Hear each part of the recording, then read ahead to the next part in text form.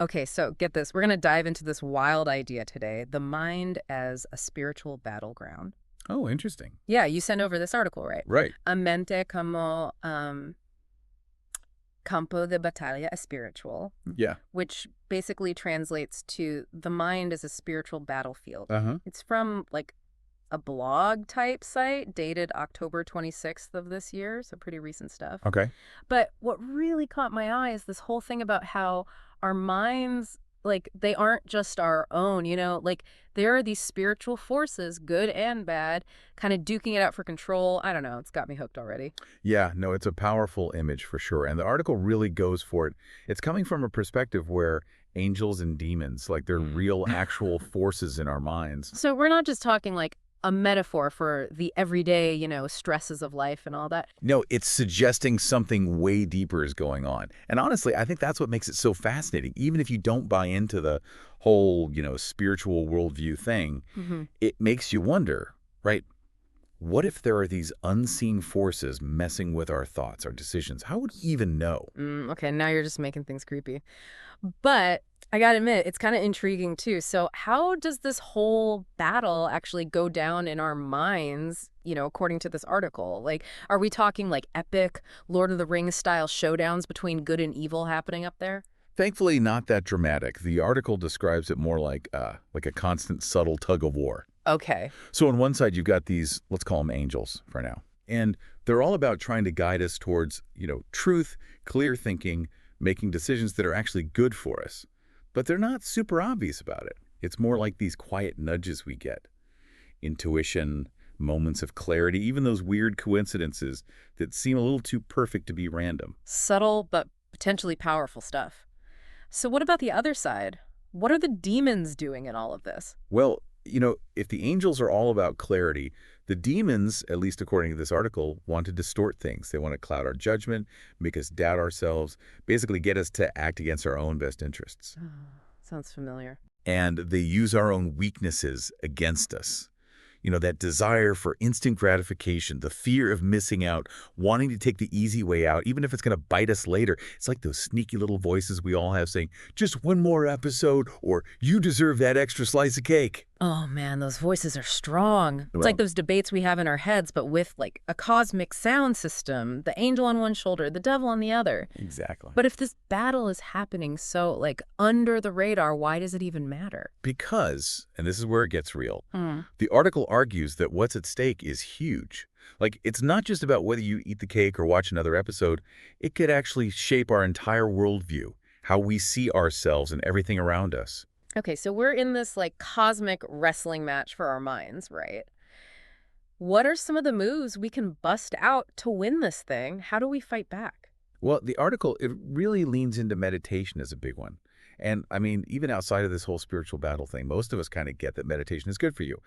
But this takes it a step further. How so? It's saying that meditation, by like quieting the mind, really Yeah. tuning into what's going on inside, it helps us connect with this deeper part of ourselves. Okay. A place where those negative forces, those voices, can't really mess with us. Like we're tapping into a source of like pure wisdom, clarity, strength. Oh, it's not just about like feeling zen and relaxed. It's about finding that like inner compass that can help us see through all the BS. Right, exactly. I like it. Okay, what else they got? The next one is prayer. And I know that might sound a little, Woo woo. yeah, maybe for some people, Sure. but the way the article presents it, prayer is like this direct line to those positive forces. Like you're reaching out for help, guidance, support when you're feeling lost or overwhelmed. So even if you're not religious, it's like actively seeking connection to something bigger than yourself, Yeah. Exactly. Okay, I can see that.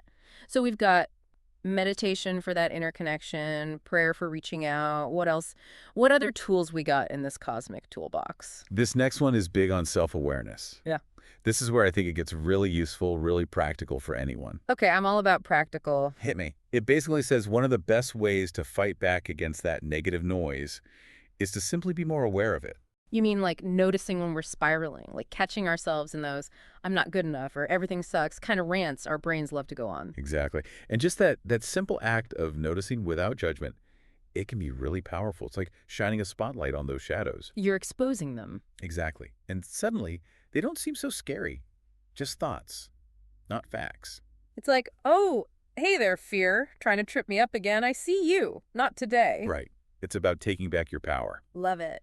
And then finally, the article, it really emphasizes helping others. Wait, helping others helps us in this whole battle for our minds. How does that work? It frames it as a way to tap into something bigger than ourselves. It says that love, compassion, generosity, these are inherently positive forces, and when we help others, we're aligning ourselves with them. So it's not just that doing good makes us feel good. It actually makes us stronger, like more resistant to all that negative stuff. I like that a lot. But I have to ask, this all kind of depends on whether we can actually choose what we listen to, you know? Yeah. Like, how much control do we really have over our own minds? Yeah, I mean, isn't that the big question here? Like, if we're really in this cosmic struggle for our minds, Right. how much say do we actually get? Honestly, it's a question people have been wrestling with for, like, ever. Yeah. And I don't think this article pretends to have all the answers, but it does point to this kind of cool paradox. Okay. On the one hand, it's saying these forces, internal, external, they're real. They're messing with you. Yeah. But then just the fact that we can even try to cultivate the good stuff, be aware of the bad, it means we have some choice in all of this, right? So it's not about like becoming some kind of Jedi master who's immune to the dark side. Probably not, no. And honestly, like, even if we could, would we want to? That's a good point. Because, those not so fun emotions we try to avoid, they're there for a reason. True. Fear warns us of danger. Sadness helps us process loss. Anger, well, sometimes anger can be a good kick in the pants to get us moving. To make a change. Yeah, exactly. It's not about pretending they don't exist. It's about understanding them. So how do we do that? How do we get better at spotting what's influencing us? Because honestly, it feels like you should go down a rabbit hole here. Like, what if I think I'm following the good stuff, but it turns out to be, not so great in the end? Yeah, no, it's definitely a process. And it's not always black and white, what's good or bad. But I think the article gives us a good place to start. It talks about paying attention to the fruits of whatever we're following. Interesting. So, like, what actually grows from those influences? Exactly. It's saying if you're really cultivating clarity, compassion, wisdom, if you're putting good out into the world, well, your life is going to reflect that, It'll show. right? You'll be making decisions that line up with what you value. Hmm. You'll be treating yourself and others with more kindness. You'll want to contribute to something bigger than yourself. So it's not just an internal thing. It actually manifests in how we live our lives. Right. It's a lifelong thing, for sure. Yeah. Not just one battle and you're done. Yeah, it's an ongoing process. But, and I think this is really empowering, it means we have more agency than we think we do.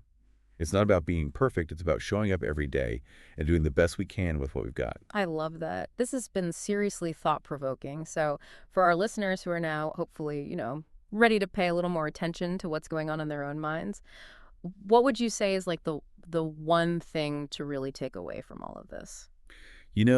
If I had to pick just one thing, it'd be this. Be kind to your mind. Okay. It's a messy place, sure, Definitely. but it's also capable of such amazing things. The more we can approach it with curiosity instead of judgment, the more we'll be able to create a space that's good for us, good for everyone around us. That's a great point to end on. And for anyone who wants to really go deep on this whole mind as a spiritual battleground thing, we'll link to the article in the show notes. Even if it's not your usual cup of tea, it's a really fascinating read. Absolutely. The point isn't to tell you what to think, it's to get you thinking. And that is what the deep dive is all about. Thanks for joining us on this little journey into the inner workings of our minds. Until next time, remember, the battle for your mind may be real, but so is your power to choose your allies.